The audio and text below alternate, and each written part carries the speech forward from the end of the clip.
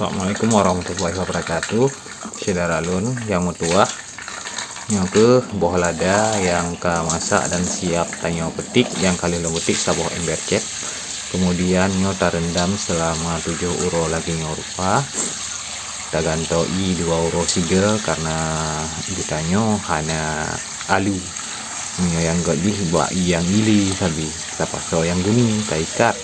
Nah, cuman ini tanya skala rumah. Jadi ya lagi ngotor pak tapi gak mia lomboh ya tempat penampungan gih boleh beraya. Terendam selama 7 uro tagantoi 2 uro 3 mengadeknya. Bukuno mangat bro cangkang kulitnya nanti tapaso lam guni.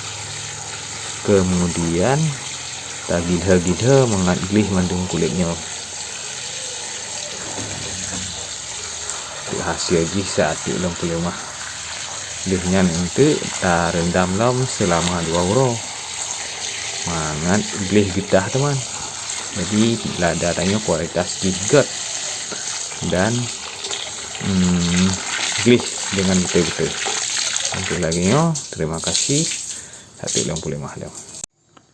Assalamualaikum warahmatullahi wabarakatuh. Saudara lun nyo ke lada petikan yang ukuran ji saboh ember cet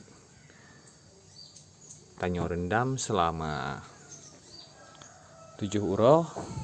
Kemudian getanyo pasolam guni breh atau guni 50 kilo lihan tak pelintir ataupun talha lihan baru jit ke lada putih yang lagi nyorupa lihan tak rendam lam selama 2 uro mengat ikibit getah jih yang kenyo kena bahain datu getanyo lada si cepak. Semoga semangat lam untuk tanyo tanam lada. Terima kasih. Assalamualaikum warahmatullahi wabarakatuh. Nah, kalau boleh terendam lagi yang rupa, li 7 uro oleh gila yang guni inte tak pergi lam kulit gi. Lagi tengok rah beri. Kemudian lagi nyo pilah hasil ji yang tak rendam selama 2 uro tu. Nah, glih getah gi baru tak ada. Tu lada tengok glih kinclong. Ini akan manteng getah-getah. Nah, jadi getahnya mengat luntur lah. Hasil ji ya lagi yang rupa.